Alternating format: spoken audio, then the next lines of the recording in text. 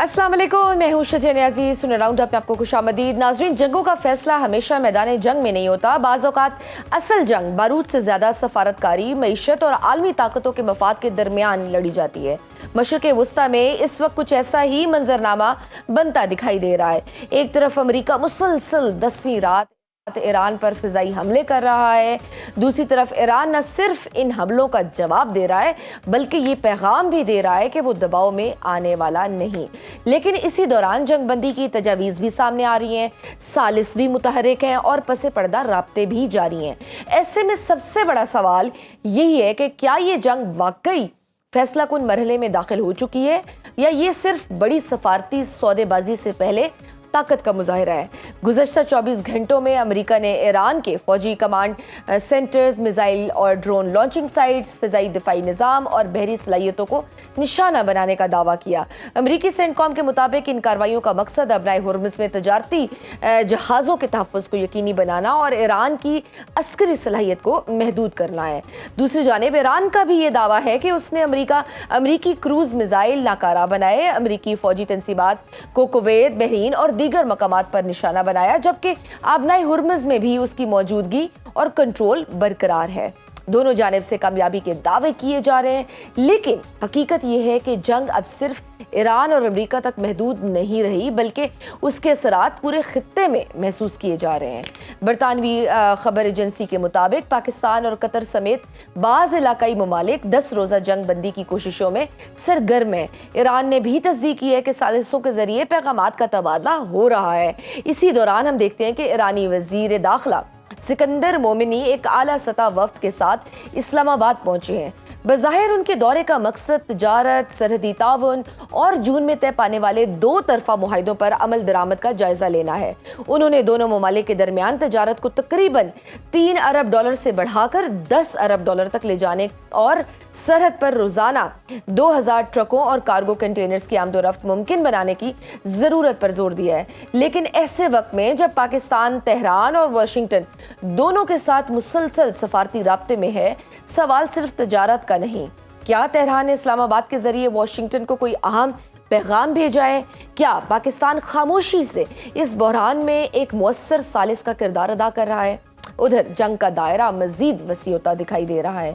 Yemen में हौसियों की जानिब से बाबुल मंदम के हवाले से धमकियां, फिर सऊदी क़ियादत वाले फौजी इत्तेहाद का सख्त रद्द-ए-अमल, खलीज, ओमान और फजीरा के करीब तजारती जहाज़ों पर हमलों की इतलात और अपनाए हुर्मुज़ में बढ़ती हुई गैर यकीनी सूरत हाल इस बात की निशानदेही कर रही है कि अब सिर्फ फौजी अहदाफ नहीं बल्कि आलमी तजारती रास्ते भी खतरे की जद में है।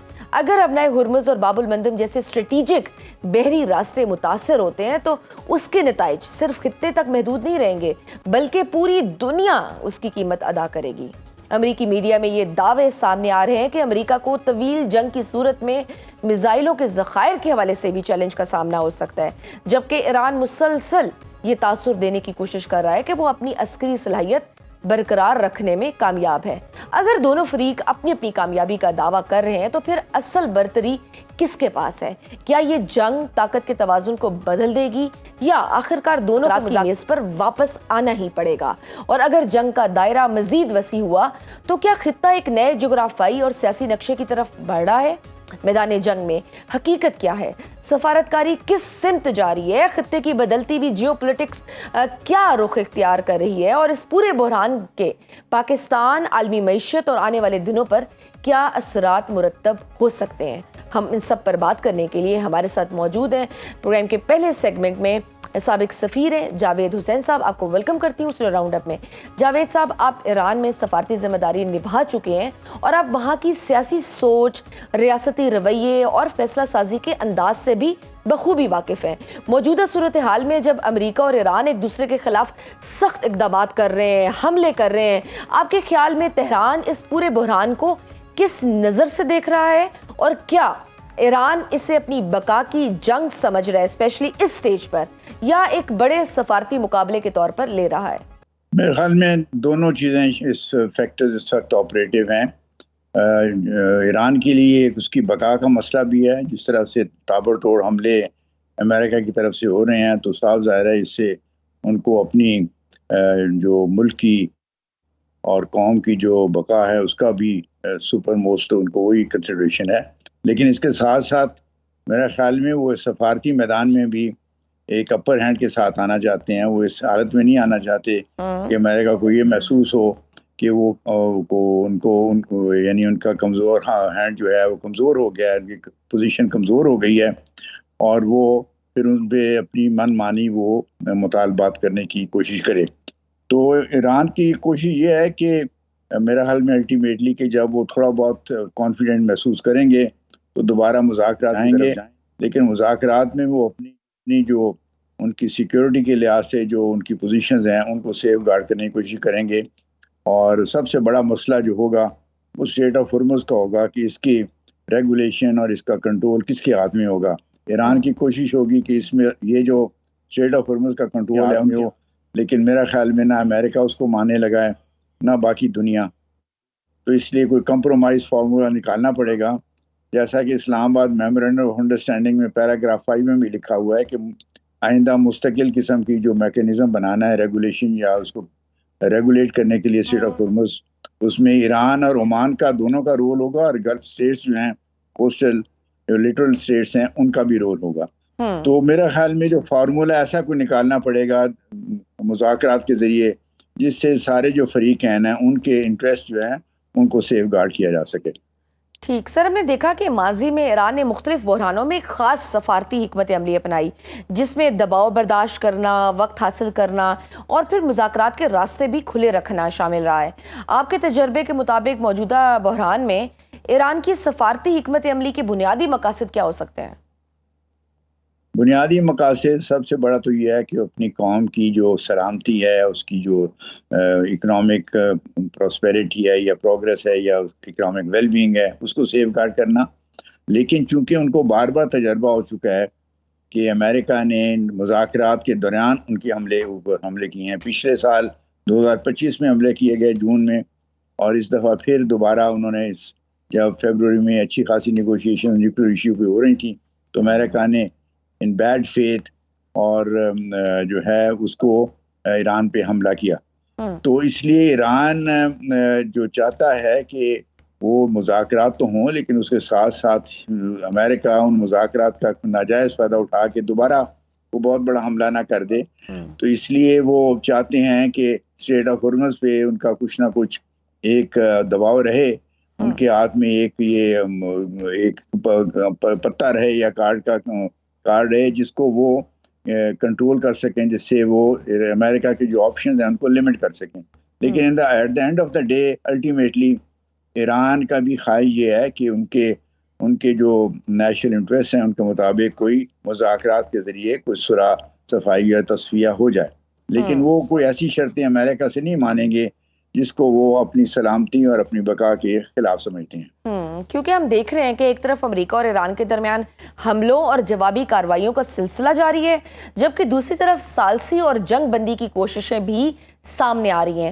سفارتی نقطہ نظر سے کیا یہ اس بات کی علامت ہے کہ دونوں فریق مکمل تصادم نہیں چاہتے بلکہ مذاکرات سے پہلے اپنی پوزیشن مضبوط کر رہے ہیں؟ جی بالکل, آپ کا اندازہ درست ہے کہ وہ اس وقت دونوں فریقین جو ہیں وہ اپنے آپ کو ایک ایڈوانٹیجیس پوزیشن میں ڈالنا چاہتے ہیں مذاکرات کے شروع ہونے سے پہلے. اس لیے دونوں فریقین اگرچہ وہ ایک ٹٹ فار ٹیٹ کی گیم میں مصروف ہیں لیکن انہوں نے مذاکرات کے راستے کو رد نہیں کیا. اور ان حالات میں جو پاکستان ہے جس نے پہلے بہت ایکٹیو رول ادا کیا, قطر نے بھی ایکٹیو رول ادا کیا, ان دونوں ممالک کو اور بھی کو اگر ممالک دوست ہیں ان کو مل کے دونوں ممالک کو پرسویٹ کرنا چاہیے کہ وہ دوبارہ مذاکرات کی میز پہ آئیں اور اسلام آباد میمورنڈم آف انڈرسٹینڈنگ کی براڈ فریم ورک کے اندر رہ کے وہ جو ہے اسٹریٹ آف ہرمز کے مسئلے کا کوئی ایسا حل نکالیں جو ایران کے لیے بھی قابل قبول ہو اور America rest of the international community بھی اس کو ایکسیپٹ کرے. اور سر ابھی ہم دیکھ رہے ہیں ایرانی وزیر داخلہ اسکندر مومنی ایک بڑے وفد کے ساتھ اسلام آباد آئے ہوئے ہیں. بظاہر بات تجارتی تعاون اور $10 ارب کی تجارت کی ہو رہی ہے, لیکن ایسے وقت میں جب پاکستان تہران اور واشنگٹن دونوں سے رابطے میں ثالثی کر رہا ہے, کیا یہ دورہ صرف معاشی ہے یا اس کے پیچھے کوئی اہم سفارتی پیغام بھی چھپا ہوا ہے؟ سکندر مومنی صاحب ویسے تو وزیر داخلہ ہیں اور اسی لیے ان کے جو ہوسٹ ہیں وہ بھی محسن نقوی صاحب ہیں، اور ان کی زیادہ بات چیت وہ جو داخلہ امور ہیں ان پہ اور جو باہمی سیکورٹی کے ایشوز ہیں ان کے اوپر ہو رہی ہے. لیکن میرا خیال ہے کہ توقع کی جا سکتی ہے کہ اس وزٹ کے سے فائدہ اٹھا کے جو یہاں ہماری اعلیٰ تعالیٰ جو اعلیٰ لیڈرشپ ہے، جیسے پرائم منسٹر صاحب ہیں، فیلڈ مارشل عاصم منیر ہیں، ان کے ساتھ بھی رابطہ ہوگا ان کا، اور ان میٹنگ سے فائدہ اٹھا کے وہ اپنے جو ان کی ملک کی تقاضے ہیں یا ان کی قوم کی سلامتی کے تقاضے ہیں یا ضروریات ہیں یا ڈیمانڈز ہیں، وہ ہماری لیڈرشپ کو بیان کریں گے. اور ہو سکتا ہے اس میں ہمارے بھی لوگ کچھ اپنا پوائنٹ آف ویو دیں کہ کس طرح سے اسٹریٹ آف ہرمز کے مسئلے کو سلجھایا جا سکتا ہے، تاکہ پھر دوبارہ اسلام آباد میمورینڈم آف انڈرسٹینڈنگ کو ایکٹیویٹ کر کے اس میں جو مختلف ایشوز پہ بات چیت ہونی تھی اس کو دوبارہ شروع کیا جا سکے. اور سر یہ جو ایران کی خارجہ پالیسی میں ہم نے دیکھا کہ علاقائی اثر رسوخ ہمیشہ ایک اہم عنصر رہا ہے. موجودہ صورتحال میں عراق، یمن، خلیجی ممالک اور دیگر علاقائی فریقوں کے کردار کو آپ کس سفارتی تناظر میں دیکھتے ہیں؟ کیا یہ بحران اب دو ممالک کے درمیان رہ گیا ہے یا پورے خطے کی سیاست تبدیل کر رہا ہے؟ لیکن جہاں تک تو خطے کے ممالک ہیں، جیسے لٹورل سٹیٹس ہیں پرشین گلف ریجن کے، جیسے سعودی عربیہ ہے، یو اے ای ہے، قطر، کویت اور دوسرے ممالک ہیں، یمن وغیرہ، سوری یمن نہیں، بحرین میرا مطلب ہے. تو ان کے بھی بہرحال اسٹریٹ آف ہرمز کے ساتھ جو ہے اس کے آنے جانے کے ساتھ ان کے انٹرسٹ جڑے ہوئے ہیں، اور اس لیے جو کچھ امریکہ اور ایران کے درمیان ہو رہا ہے، اور ایران کے جو ایز اے ریزلٹ وہ جو حملے امریکن ملٹری بیسز جو ان ممالک میں ہیں ان پہ ہو رہے ہیں، تو اس سے حساب ظاہر ہے کہ ایران اور امریکہ کے جھگڑے میں جو ان انٹرسٹ کے ان ممالک جو خلیجی ممالک ہیں دوسرے، ان کے بھی انٹرسٹ جڑے ہوئے ہیں اور ان کے اوپر اثر انداز ہو رہا ہے. اس لیے ان کا بھی رول کسی نہ کسی لحاظ سے اس سارے ایشو میں رہے گا. اور ابھی تک یہ ایک اچھی بات یہ ہے کہ خلیجی ممالک نے اگرچہ انہوں نے ایران کے حملوں کی مذمت کی ہے، لیکن انہوں نے اس کے اوپر رسپانس میں کوئی ایران کے خلاف اوفینسو ایکشن نہیں لیا. انہوں نے ابھی تک ڈیفینسو ایکشن لیے ہیں، جو کہ ایک اچھی بات ہے، اور ایران کو بھی اس چیز کو اپریشیٹ کرنا چاہیے اور ان ممالک کے ساتھ مل کے اپنا ایک لائے عمل یا کوئی مستقبل کا طریقہ کار اس کو اپنانا چاہیے. ناظرین، وقت چھوٹی سی بریک کا، دیکھتے رہیے Sun Round Up. Welcome back to Sun Round Up. Sir دوسرا ہم نے یہ بھی دیکھا ہے کہ ایران کے ساتھ طویل عرصہ سفارتی رابطے رکھنے والے ممالک یہ سمجھتے ہیں کہ تہران مذاکرات پہ اپنی خود مختاری اور وقار کے معاملات کو بڑی اہمیت دیتا ہے. اگر مستقبل میں مذاکرات ہوتے ہیں تو آپ کے خیال میں ایران کن بنیادی نکات پر کسی طرح کا سمجھوتا کے لیے تیار ہو سکتا ہے اور کن معاملات پر سخت موقف اختیار کرے گا؟ میرے خیال میں جو اسلام آباد میمورینڈم آف انڈرسٹینڈنگ ہے اس میں بالکل جو ایک فریم ورک دے دیا گیا ہے جس کے اندر آئندہ کے مذاکرات ہونے ہیں، اور وہ بڑی غور و فکر کے بعد اور بڑے کافی طویل مذاکرات کے بعد اس کو جو ہے وہ اس کو وضع کیا گیا تھا، اس کو فارمولیٹ کیا گیا تھا. سو فریم ورک تو میرے خیال میں وہی رہے گا. اور لیکن چونکہ اب یہ اس چیز کو دونوں فریق ہیں، یعنی امریکہ اور ایران کو مذاکرات کی میز پر لانے کے لیے اب سب سے اہم چیز تو یہ ہے کہ اسٹریٹ آف ہرمز کا جو مسئلہ ہے اس کا کوئی ایسا حل نکالا جائے امیجیٹ شارٹ ٹرم، جس سے ایران کی بھی تسلی ہو سکے اور امریکہ اور دوسرے جو کوسٹل سٹیٹس ہیں یا لٹورل سٹیٹس ہیں پرشین گلف ریجن کے، ان کو پرشین گلف کے ان کے بھی انٹرسٹ جو ہیں وہ ان کو سیف گارڈ کیا جا سکے. یہ کوئی ایسی چیز نہیں ہے انہونی جو ورک آؤٹ نہیں کی جا سکتی، لیکن اس کے لیے دونوں جو فریق ہیں امریکہ اور ایران، ان کو تحمل، برداشت، ٹالرنس اور کا سلسلہ اپنانا پڑے گا. جنگ فوری طور پہ سیز فائر کر کے ان کو مذاکرات کی طرف جانا پڑے گا. اور اس میں یہ خبر بڑی اچھی آئی ہے کہ جو پہلے جو میڈیٹرز تھے سالے سے، انہوں نے 10 دنوں کی جو سیز فائر کی ایک تجویز دی ہے، تاکہ اس دوران میں ان 10 دنوں میں اس اسٹریٹ آف ہرمز کا جو مسئلہ جو ایک پیچیدہ ہو گیا ہے اس کو ایک ایسے رستے پہ ڈالا جا سکے جس میں پھر باقی ایشوز پہ بھی بات چیت کا प्रोसेस जो है वो दोबारा शुरू किया जा सके। बिल्कुल सही। और सर हम ये देखते हैं कि पाकिस्तान ईरान का हमसाया भी और खत्ते का अहम मुल्क भी। माजी में कई मौके पर ईरान और खलीजी ममालिक के दरमियान पाकिस्तान ने एक मुतवाज़न पॉलिसी इख्तियार कर रखी थी। आपके ख्याल में मौजूदा बुरहान में क्या पाकिस्तान के लिए ये तवाज़ुन बरकरार रखना पहले से ज़्यादा मुश्किल हो गया है? देखें, ये पाकिस्तान की कोशिश ये है कि ये जो मामला है ये बातचीत और मुज़ाकरात के ज़रिए हल हो, और इसको ये ज़्यादा इसमें जो लड़ाई का आंसर है वो कम से कम हो और बल्कि ख़त्म ही हो जाए, ताकि मसालियत की तरफ बढ़ा जा सके। ये कोई आसान काम नहीं है, और पाकिस्तान के लिए ईरान के साथ दोस्ती और तल्लुकात अच्छे वो भी बड़े अहम हैं।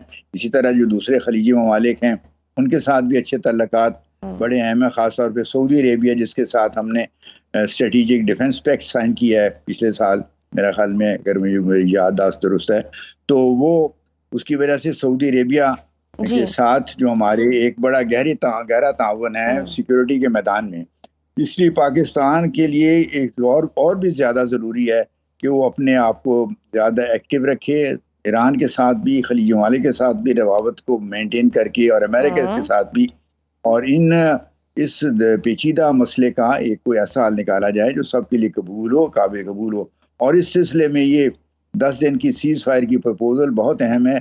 उम्मीद ये करनी चाहिए कि अमेरिका और ईरान दोनों इसको मान लेंगे। 10 दिनों में फिर कोई बातचीत के ऊपर कोई मुश्किल से मुश्किल मसले भी उनके हल निकाले जा सकते हैं, अगर दोनों तरफ से म्यूचुअल कोशिश की जाए। असल में मसला सबसे बड़ा एक ये है भी है कि ईरान और अमेरिका के दौरान ट्रस्ट की बहुत डेफिसिट है, ट्रस्ट डेफिसिट ख़ासतौर पर ईरान की तरफ से है, क्योंकि उनको 2-3 दफ़ा पहले अमेरिका ने बहुत एक गलत अपनी पॉलिसी के ज़रिए एक नुकसान पहुंचाया, पिछले साल भी हमले करके और इस साल भी, जबकि निगोशिएशन का प्रोसेस बढ़ रहा था आगे।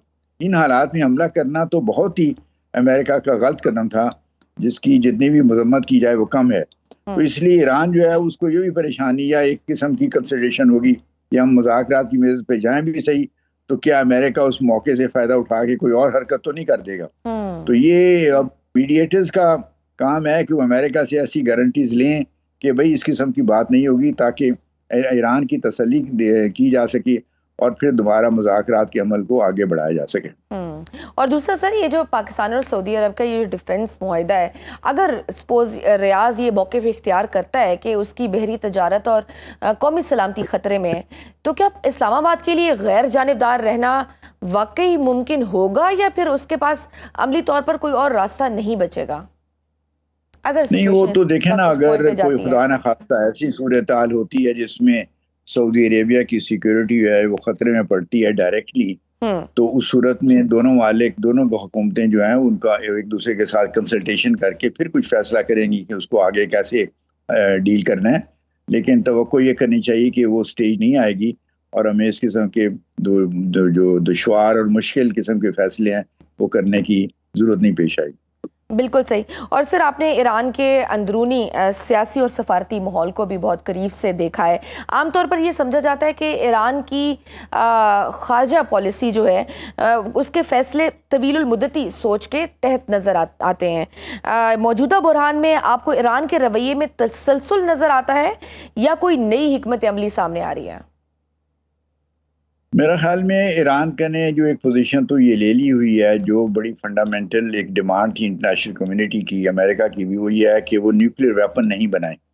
तो ईरान ने बिल्कुल डेफिनेट तरीके से, खामेनेई साहब ने भी एक फतवा दिया हुआ था आज से कोई 20-22 साल पहले, और उसके बाद ईरान ने कई मौक़ों पे बिल्कुल फॉर्मली और कैटेगोरिकली कहा है कि वो न्यूक्लियर वेपन बनाने का उनका कोई इरादा नहीं है। तो अमेरिका की सबसे बड़ी डिमांड ही यही थी, और 2015 का जो JCPOA joint comprehensive plan of action जो एग्रीमेंट था, उसमें भी ये चीज़ तय हो गई थी। बदकिस्मती से ट्रंप साहब ने उस एग्रीमेंट से अमेरिका को विड्रॉ कर लिया, जिसकी वजह से ये सारे फिर मसाइल दोबारा शुरू हुए। और अब भी अमेरिका की फंडामेंटल डिमांड तो यही है कि हम ईरान को कभी न्यूक्लियर वेपन बनाने नहीं देंगे, और ईरानी कहते हैं उन्हें बनाना नहीं चाहते। तो जब इस चीज़ पे इत्तफाक है तो बाकी तो चीज़ें वो डिटेल्स की फिर रह जाती हैं कि किस तरह से हमने बाकी उनकी डिटेल्स को वर्कआउट करना है, किस तरह से अमेरिका और इंटरनेशनल कम्युनिटी की तसल्ली होगी कि اتنے سیف گارڈز ہیں اور اتنا انٹرنیشنل ایٹامک انرجی ایجنسی کو ایکسیس دے دی گئی ہے ٹو ایرانین نیوکلیر فیسلٹیز کہ کوئی نیوکلیر ویپن اس کے بنانے کا ایران کا خطرہ وہ نہیں ہے لیکن اس کے بدلے میں پھر ایران کی ڈیمانڈز بھی ہیں کہ ان کے اوپر جو سینکشن امریکہ نے لگائی ہوئی ہیں یا ان کی جو ایسیٹس فریز کی ہوئی ہیں وہ ان کے اوپر وہ سینکشنز لفٹ کی جائیں اور ان کے پیٹرولیم پروڈکٹس کی سیل کے اوپر کوئی سینکشنز نہیں ہونی چاہیے، ان کی فائنینشیل ٹرانزیکشنز پہ نہیں ہونی چاہیے، تو وہ وہاں پہ کوئی کو امریکہ کو وہ کرنا پڑے گا۔ اور پھر جو تیسری یا چوتھی بات وہ یہ ہے کہ اسٹریٹ آف ہرمز کی آئندہ جو میکینزم کیا ہوگا کہ کس طرح اس کو ریگولیٹ کیا جائے گا کہ جس میں انٹرنیشنل لا کی بھی جو پابندی کی جائے۔ وہ strait of Hormuz is an international جو کیا کہتے ہیں پیسیج ہے، نیول پیسیج ہے، یہ میری ٹائم پیسیج ہے، تو اس کو انٹرنیشنل لا میں اس کے اوپر پابندیاں نہیں لگائی جا سکتی، لیکن بہرحال اس کو آپ کو یہ کر سکتے ہیں کہ بھئی جو کوسٹل اسٹیٹس ہیں جیسے ایران اور عمان ہیں وہ وہاں سے جہازوں کی سیکیورٹی کو مینٹین کریں، انشور کریں کہ کوئی جہاز کی کسی قسم کا مسئلہ نہ ہو اور ایک میکینزم ہو جو ریگولیشن ہو، جو کنٹرول نہ ہو۔ تو یہ لیکن اب چونکہ اس میں حساس ایک نوعیت کا یہ مسئلہ ہے، تو میرے خیال میں سب سے بڑا اب جو مسئلہ اس وقت بن گیا وہی ہے کہ اسٹریٹ آف ہرمز کو آئندہ کیسے مینیج کیا جائے گا، جس میں انٹرنیشنل لا کو بھی مد نظر رکھا جائے، جو ان پابندیوں کو جو بعض ایرانی حکام یا بعض کا جس کو منوانا چاہتے ہیں وہ پابندیاں بھی نہ ہوں، جو دوسرے لٹرل اسٹیٹس ہیں ان کے جو جائز مطالبات یا حقوق ہیں ان کا بھی خیال رکھا جائے، اور ایران اور عمان دونوں کی جو ساورینٹی ہے ان کو بھی مد نظر رکھا جائے۔ بالکل صحیح سر۔ اس سب میں رشیا اور چین ہم دیکھ رہے ہیں کہ اوبیسلی ساری صورتحال کو قریب سے دیکھ رہے ہیں، آپ کے خیال میں کیا چین اور رشیا اس ساری سچویشن میں اگر سچویشن مزید بگڑتی ہے، تنازع بڑھتا ہے، تو کیا یہ غیر جانبدار رہیں گے، خاموش رہیں گے، یا آپ کو لگتا ہے کہ اس دفعہ وہ ڈائریکٹلی انوالو ہو سکتے ہیں؟ میرے خیال میں چین کی خواہش بالکل یہ ہے کہ اس مسئلے کو مذاکرات کے ذریعے حل کیا جائے۔ آپ نے دیکھا ہوگا اسحاق ڈار صاحب ریسنٹلی کچھ میرے خیال میں 4-5 روز پہلے چین میں تھے ایک اور کانفرنس کے سلسلے میں، اور اس کے دوران ان کی وانگ ای جو چائنیز فارن منسٹر ان سے میٹنگ ہوئی، اور اس کے بعد انہوں نے ایک اسٹیٹمنٹ ایشو کی گئی جس میں جسے یہ نظر آ رہا تھا کہ دونوں گورنمنٹس نے امریکہ اور ایران سے یہ اپیل کی ہے کہ وہ لڑائی کو چھوڑ کے مذاکرات کی طرف جائیں اور مذاکرات کے ذریعے جو پیچیدہ معاملات ہیں، جو مشکلات ہیں ان کو حل کرنے کی کوشش کریں۔ تو چین کی تو خواہش یہی ہے، اور میرے خیال ہے رشیا بھی کیونکہ خود اس وقت یوکرین میں ایک انوالوڈ ہے، وہ بھی ایک نیا فرنٹ نہیں کھولنا چاہے گا، اس کی بھی خواہش ہوگی کہ یہ مسئلہ بات چیت سے ہی حل ہو جائے۔ تو خواہش تو اب یہ ہے، لیکن لاٹ ڈیپینڈ آلسو آن امریکہ کہ امریکہ کیا کرنا چاہتا ہے، اور میرا اپنا یہ خیال ہے کہ اس وقت امریکہ بھی کوئی لانگ ٹرم وار میں ایران کے ساتھ داخل ہونا اس کے لیے بھی اس کے اپنے مفاد میں نہیں ہوگا، نہ ٹرمپ صاحب کے مفاد میں ہوگا، نہ America as a nation as a country کے اس کے مفاد میں ہوگا۔ تو اس لیے توقع یہ کی جانی چاہیے، اور ایران کو بھی چونکہ اگر اس کی جائز خواہشات اور مطالبات ایک مذاکرات سے حل ہو جائیں اور پورے ہو جائیں تو اس کو بھی کیا ضرورت ہے کہ جنگ کو جاری رکھے۔ بالکل، اس لیے اتنے ایک ماحول بلڈ اپ ہو رہا ہے جس میں میرا خیال میں ایران اور امریکہ دونوں الٹیمیٹلی جو ہے وہ مذاکرات کی ٹیبل پہ آنے پہ تیار ہو جائیں گے۔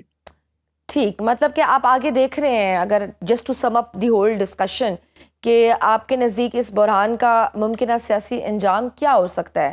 کیا یہ معاملات سفارتی معاہدے کی شکل میں طے ہو جائیں گے اور یہ علاقہ کشیدگی سے بچ جائے گا؟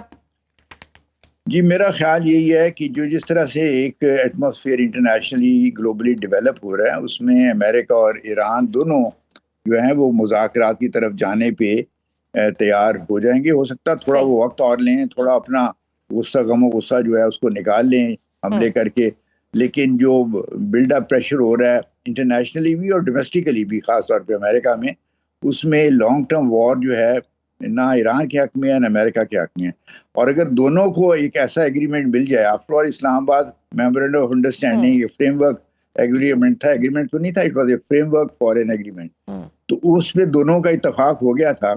وہ صرف 1 مہینہ پہلے کی بات ہے، تو اگر اس وقت اتفاق ہو گیا تھا تو اب اسی فریم ورک کے اندر ہے کہ ایک ڈیٹیلڈ ایگریمنٹ کو ورک آؤٹ کرنا کوئی امپاسبلٹی نہیں ہے. صرف یہ ہے کہ جو ارد گرد کے ممالک ہیں جیسے خطے کے ممالک جیسے پاکستان، قطر، ترکی، ایجپٹ، سعودی عربیہ وغیرہ، ان کو ایک پازیٹیو رول ادا کرنا چاہیے. اور اگر تھوڑا بہت ایران یا امریکہ کی طرف سے کوئی شکایت بھی ہو تو اس کو تھوڑا نظر انداز کر کے دونوں ایران اور امریکہ کو اوپر پرسویڈ ان کو کرنا چاہیے کہ وہ بات چیت کی سپوائلر سے بھی الرٹ رہنے کی ضرورت ہے ایران کو. جی بالکل، وہ سب سے بڑا سپوائلر تو اسرائیل ہے، کیونکہ اگر ایران اور امریکہ کے درمیان لڑائی ہوتی ہے تو دنیا میں ایک ملک جو خوش ہوگا وہ اسرائیل ہے. بالکل صحیح. اور اگر خدا نہ خواستہ یہ جنگ زیادہ پھیلتی ہے، خدا نہ خواستہ اگر جنگ پھیلتی ہے خطے میں اور دوسرے ملک بھی اس کی لپیٹ میں ایکٹیولی آ جاتے ہیں، یعنی خالی ڈیفینسو ایکشن نہ لیں، اگر خدا نہ خواستہ خلیجی ممالک میں سے کوئی اوفینسو ایکشن بھی ایران کے خلاف لینے کی کوشش کرے تو وہ بھی جو ایک ملک جو خوش ہوگا وہ اسرائیل ہے، کیونکہ وہ تو چاہتا ہے کہ مسلمان ممالک جو ہیں وہ آپس میں لڑائی ہو. اور یہ چیز ایران کو بھی دیکھنی چاہیے کہ اس کے بھی اس لیے حق میں یہی ہے کہ معاملات جو ہیں اس کو مذاکرات کے ذریعے سلجھایا جائے اور اس کو انا کا مسئلہ نہ بنایا جائے کہ وہ جو ہے ثبوت دینا چاہیے. بالکل صحیح. بہت شکریہ سابق سفیر جاوید حسین صاحب ہمارے ساتھ موجود تھے. آپ نے سنی وقت چھوٹی سی بریک کا، دیکھتے رہیے سنو راؤنڈ. ویلکم بیک ٹو سنو راؤنڈ اپ. پروگرام کے اس حصے میں ہمارے ساتھ موجود ہیں ایئر وائس مارشل اعجاز ملک صاحب. ایز دفاعی تجزیہ کار آپ کو ویلکم کرتی ہوں سنو راؤنڈ اپ میں. سر، ایران ایک ہی وقت میں کویت، بحرین اور اردن میں امریکی فوجی اہداف کو نشانہ بنانے کے دعوے کر رہا ہے، جبکہ امریکہ مسلسل ایرانی فوجی اور جوہری تنصیبات پر حملے کر رہا ہے. دوسری طرف ہم دیکھ رہے ہیں کہ ابنائے ہرمز بھی بدستور بند ہے. کیا اب یہ کہنا درست ہوگا کہ یہ صرف ایران اور امریکہ کی جنگ نہیں رہی بلکہ پورا خلیجی خطہ ایک نئے جنگی محاذ میں تبدیل ہو چکا ہے؟ اگر ایسا ہے تو پھر اس جنگ کا اگلا مرحلہ کیا ہوگا؟ جی بہت شکریہ.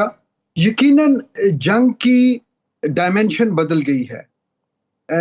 جب اصل جنگ شروع ہوئی جو اسرائیل کے خود اور اس کے ایما پہ امریکہ نے شروع کی، اس میں عمومی طور پر ٹارگٹ اسرائیل تھا ایران کی طرف سے، یا وہ کچھ امریکن سیٹلائٹ بیسز کو گلف ممالک میں انگیج کیا گیا.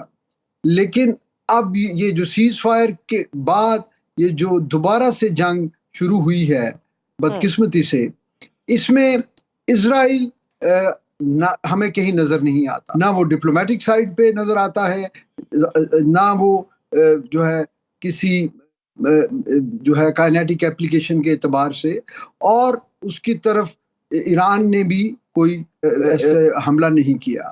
اس کا مطلب یہ ہے کہ اپنی تمام تر شدت پسندی کے باوجود اور تمام تر اگریسو اسٹریٹجی، اوفینسو اسٹریٹجی کے باوجود ایران بڑا کوشش بھی ہے کہ وہ فی الحال اسرائیل کو انگیج نہیں کرنا چاہتا، اور وہ امریکہ کو وہاں ہٹ کرنا چاہ رہا ہے جہاں وہ کر سکتا ہے.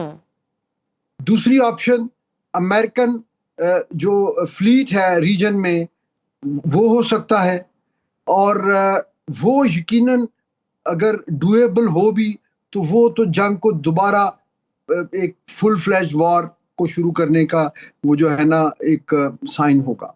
تو پھر باقی چوائس کیا رہ جاتی ہے کہ امریکن آن سلاٹ کے خلاف اس خطے میں ان ممالک کو ہٹ کیا جائے ڈائریکٹلی، یا تو وہاں پہ موجود امریکن سیٹلائٹس کو، یا وہ ممالک خود بھی، کیونکہ یہ دیکھیے یہ ملک اتنے چھوٹے چھوٹے ہیں کہ وہ ہم اگر کہتے ہیں نا کہ وہاں سیٹلائٹ بیسز کو کر رہے ہیں تو اس کا امپیکٹ اس کی سراؤنڈنگ میں بھی جائے گا.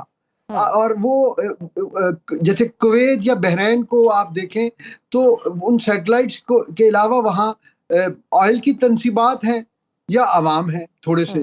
تو جب ایران ابھی بہرحال احتیاط کر رہا ہے کہ وہ جنرل پبلک انٹرسٹ کے چیزوں پہ ہٹ نہیں کر رہا، تو یہ ایک طرح سے آپ یہ سمجھیے کہ ایک دوبارہ سے ایک منی ریجنل وار جو ہے وہ شروع ہو گئی ہے. اور ایران کا مقصد صرف یہ ہے کہ اس جنگ کی حدت جو ہے وہ रीजन के दूसरे ममालिक भी महसूस करें ताकि ईरान अकेला ही इस जंग का निशाना ना बने।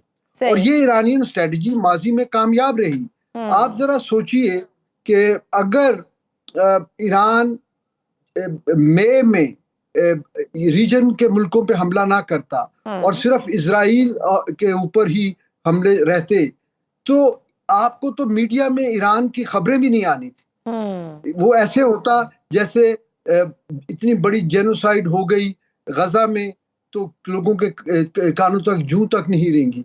लेकिन जब ईरान ने गल्फ के मुल्कों को एंगेज किया और आपने हुर्मुज का कंट्रोल जो है उसको ब्लॉकेड किया, तो उसके बाद से सारी दुनिया के कान खड़े हुए और फिर सब लोग जो है वो मेडिएशन और दूसरे जो है चीजों की तरफ चल पड़े। तो ईरान की स्ट्रेटजी जो है वो बड़ी कामयाब रही, वरना अकेले वो मार खाते रहते और अपनी तबाही जो है रोज बरोज देखते। क्योंकि जंग के शुरू में ही उनकी क़यादत को तो उन्होंने शहीद कर दिया और फिर उसके बाद इकोनॉमिक टारगेट्स ही रह गए थे। लेकिन वो ईरान ने फिर टिट फॉर टैट, जाहिर है वो अमेरिकन मेन लाइन तक तो लैंड तक तो जा नहीं सकते, तो वो फिर इसी तरह ही होगा कि वो जिन तोतों में उनकी जान है वो उनकी गर्दन मरोड़ने के लिए फिर वो ईरान ने जो है खित्ते के मुल्कों को जहां से इनको सारे इनके इकोनॉमिक इंटरेस्ट वाबस्ता है, नब्ज पे उन्होंने हाथ रख दिया ना पूरी दुनिया की। जी अच्छा बिल्कुल, सर, जी बिल्कुल। पेंटागन के मुताबिक सिर्फ इसी माह तकरीबन 100 अमरीकी फौजी जख्मी हुए हैं, जबकि हम देख रहे हैं कि सदर ट्रंप ये धमकी भी दे रहे हैं कि अगर एक भी अमरीकी फौजी मारा गया तो ईरान को कई गुना ज्यादा कीमत चुकाना होगी। क्या ये बयान इस बात का इशारा है कि वाशिंगटन दबाव महसूस कर रहा है और अब किसी बड़े फौजी ऑपरेशन की तैयारी कर रहा है? नहीं, देखिए इससे बड़ा ऑपरेशन अब क्या हो सकता है? अगर उनमें कैपेसिटी तो है बड़ा ऑपरेशन करने की, लेकिन नताइज नहीं होंगे ना। बड़े ऑपरेशन के लिए वो जो टारगेट मुल्क होता है उसमें भी उस तरह के टारगेट्स होने चाहिए, उस तरह के हालात और एनवायरनमेंट होनी चाहिए। इसलिए देखिए कि पिछली जंग में भी तमाम तर शिद्दत के बावजूद अल्टीमेटली अमेरिका ने ये समझा कि अब जो है एक स्टेलमेट आ गया है और उसमें से दोनों मुल्कों ने अपना अपना नोशन ऑफ विक्ट्री क्रिएट करने की कोशिश की। लेकिन तकनीकी बुनियादों पर हम सब ने ये चीज़ एग्री की कि ईरान अपने जंग में अपने ऑब्जेक्टिव्स अचीव करने में कामयाब रहा। उनका एक ही ऑब्जेक्टिव था कि अपनी सर्वाइवल की उन्होंने जंग लड़नी है। दे through their resilience they survived through the war. और अमेरिका ने कहा हम रजीम चेंज करेंगे, डीन्यूक्लियराइज करेंगे, वो अमेरिका नहीं कर सका। तो इसलिए हमने कहा जी टेक्निकल बुनियादों पे America has been knocked out. बिल्कुल सही। लेकिन उसका मतलब ये हरगिज नहीं है कि इस जंग से अमेरिका को जो माली नुकसान हुआ या मिलिट्री कैपेबिलिटी का लॉस हुआ वो उससे अमेरिका ख़त्म हो गया। अमेरिका अभी भी दुनिया की सबसे बड़ी मिलिट्री मशीन है और वो उसमें डेंट ज़रूर आ गया है, लेकिन वो किसी तरह भी उससे ये नतीजा नहीं निकालना चाहिए कि वो बिल्कुल ख़त्म हो गए जो है ख़त्म हो गए। और ये चीज़ समझने की ज़रूरत मुझे और आपसे ज़्यादा ईरानियन लीडरशिप को है, ईरानियन हार्ड लाइनर्स को है कि ये उनके अपने इंटरेस्ट में भी है। देखिए जो अभी MOU की 14 नुकात हैं वो तो सारे के सारे जो हैं वो ईरानियन फेवर में हैं। तो फिर और क्या चाहिए आपको? आप अपने अवाम की खातर, अपने लोगों की खातर, अपने मुल्क की तरक्की की खातर, अपने मुल्क की खातर, दुनिया के अक़वाम आलम में मेन स्ट्रीमी की खातर आप थोड़े फ्लेक्सिबल हो जाइए खुदा के लिए और आप इस मौके का फ़ायदा उठाइए। 47 साल की आइसोलेशन में नस्लें जो हैं वो उजड़ गई हैं। इससे पेशतर इराक ईरान जंग में और फिर बहुत सारी economic sanction, primary sanction, secondary sanction. तो अब अगर एक आपको मौका मिला है तो आप इसको अपनी अना का मसला मत बनाइए। बिल्कुल सही। और मेरी तो उनसे वैसे भी सर हम देख रहे हैं कि इतनी शदीद बमबारी हुई, अमरीकी बहरी बेड़ों की मौजूदगी, फिर आलमी दबाव के बावजूद अपना हुर्मुज़ तो आज भी बंद है। आज भी ऑयल टैंकरों पर हमलों की इतलात आ रही हैं। کیا ہم یہ ایران کی سب سے بڑی اسٹریٹجک کامیابی کہہ سکتے ہیں کہ اتنے سارے پریشر ٹیکٹکس کے باوجود آج بھی ایران وہیں پہ کھڑا ہے قائم و دائم، یا امریکہ کی سب سے بڑی عسکری اور سفارتی ناکامی؟ نہیں، میرا خیال ہے ہمیں اسے اس لینس سے نہیں دیکھنا چاہیے.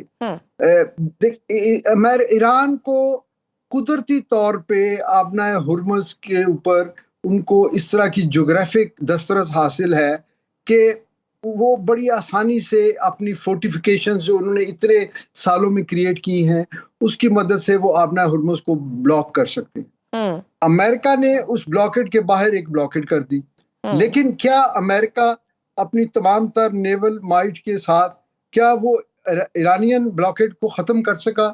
جواب نہ میں ہے. صحیح. تو یہ اس صورتحال کو سمجھتے ہوئے ہی تو مذاکرات کی طرف لوٹے سب لوگ. تو اب ہمیں بجائے یہ کہ ہم یہ سوچیں کہ کون جیتا یا کون ہارا، دیکھیں کچھ جنگیں ایسی ہوتی ہیں وہ جیت کے بھی آپ ہار جاتے ہیں. بالکل آپ کیونکہ ایسا کوئی علاقہ آپ نے فتح نہیں کیا، کوئی ایسا بوٹس آن گراؤنڈ دونوں اطراف سے نہیں ہوئے، تو ایسی کوئی چیز نہیں ہوگی کہ جس کے اوپر جھنڈا گاڑ کے آپ یہ کہیں کہ جی ہم جیت گئے اور ہم جیتے ہوئے ہیں. آپ نے نیچا ضرور دکھا دیا، اب اسی کو غنیمت جانیے اور آگے چلیے. بالکل ٹھیک. اور سر ہم یہ دیکھ رہے ہیں کہ اب یہ حوثیوں نے سعودی جہازوں کی ناکہ بندی کا اعلان کر دیا، جبکہ آبنائے ہرمز جو ہے وہ پہلے ہی کشیدگی کی لپیٹ میں ہے. کیا ہم یہ مان لیں کہ جنگ اب صرف میزائلوں اور فضائی حملوں تک محدود نہیں رہی ہے؟ سچویشن تو سر مزید بگڑ ہی رہی ہے، بلکہ سمندری ہم دیکھ رہے ہیں اب راستوں پر قبضے کی جنگ میں بھی یہ چیز تبدیل ہو رہی ہے. اگر ایسا ہوتا ہے تو اس کے عالمی اثرات کتنے خطرناک ہو سکتے ہیں؟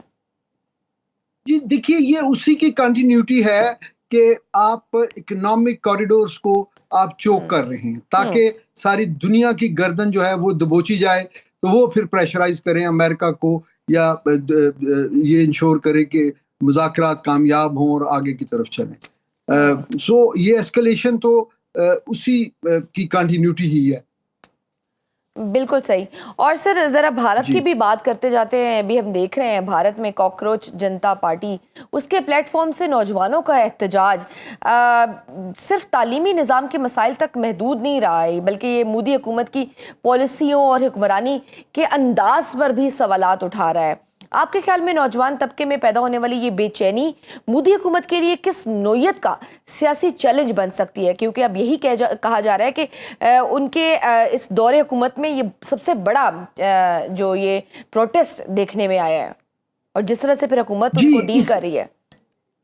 جی اگرچہ وہاں پہ 7 کے قریب ریاستوں میں علیحدگی کی جو ہے تحریکیں چل رہی ہیں، پریکٹیکلی ان 7 سسٹر اسٹیٹس میں تو جو بھارتی یونین ہے اس کی رٹھی نہیں ہے، لیکن اس سے پیشتر جو پنجاب کے کسان تھے ان کی طرف سے ایک بڑا بھرپور احتجاج ہوا تھا اور وہ پھر سیٹل ہو گیا.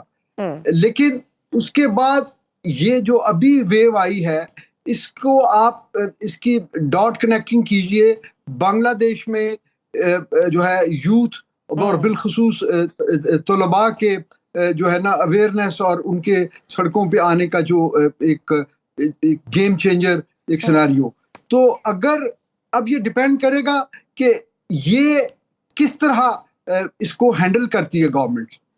اگر انہوں نے اسے بے احتیاطی سے ہینڈل کیا تو پھر ایک سنو بال ایفیکٹ آئے گا، اور دوسرے لوگ بھی جو ابھی فینس سٹر ہیں وہ ان کے ساتھ ملتے چلے جائیں گے، اور وہ پھر بی جے پی کے لیے اس کو کنٹرول کرنا جو ہے پاسبل نہیں ہوگا، کیونکہ یہاں پر ایک مضبوط اپوزیشن موجود ہے. ایک government in waiting Rahul Gandhi کی قیادت میں موجود ہے. جی لیکن سر کیا آپ کو لگتا ہے کہ اب جس طرح کی سچویشن ہو رہی ہے اور جس لیول کا احتجاج اور پھر جو ریئیکشن گورنمنٹ کی طرف سے آ رہا ہے، کیا یہ بھی جس طرح ہم نے بنگلہ دیش کی مثال دی، سری لنکا ہو گیا، کیا یہ اس طرز کا کوئی ریولیوشن دیکھنے کو ملے گا؟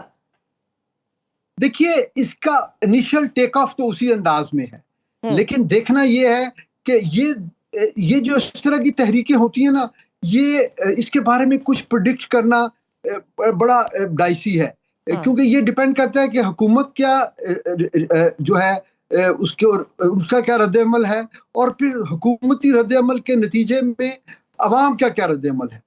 یہ جب سائیکل کمپلیٹ ہو جائے گا تو پھر پتہ چلے گا کہ یہ آگے بات کہاں جا رہی ہے۔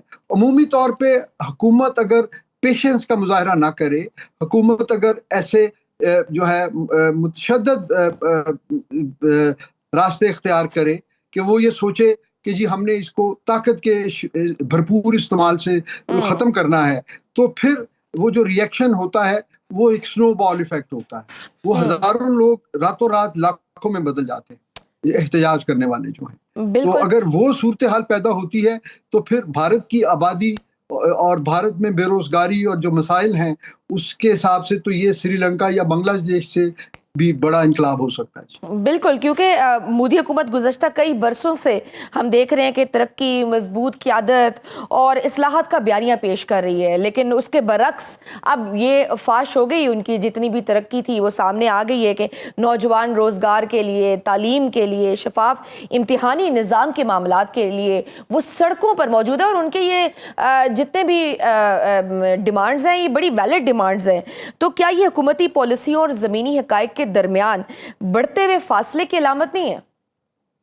جی بالکل ہے، اور جین زی کو کنٹرول کرنا اتنا آسان نہیں ہے جتنا وہاں آپ نے کسانوں کو کنٹرول کر لیا۔ یہ مختلف جو ہے نا ایک جنریشن ہے، اور ان کی آپس میں کمیونیکیشن ان کی سب سے بڑی اسٹرینتھ ہے۔ تو اس لیے جو ہے یہ ان کو بڑا احتیاط سے اس کو ہینڈل کرنا چاہیے اگر یہ اپنی یونین کو مضبوط رکھنا چاہتے ہیں اور مزید کسی پریشانی سے بچنا چاہتے ہیں۔ آلریڈی ان کو بیرونی محاذوں پہ جس قسم کی ہزیمت ہوئی ہے پچھلے سال جنگ ہارنے کے بعد، اور وہ جس طرح آئسولیشن کا شکار ہو رہے ہیں، وہ اس طرح کی اندرونی مسائل کے متحمل نہیں ہو سکتے۔ ورنہ یہ situation the last nail in the coffin Modi سرکار کے لیے ثابت ہو سکتا ہے۔ بہت شکریہ اے وائس مارشل اعجاز ملک صاحب ہمارے ساتھ موجود تھے۔ گفتگو آپ نے سنی، آج کے پروگرام میں بس اتنا ہی، اجازت دیجیے، اللہ حافظ۔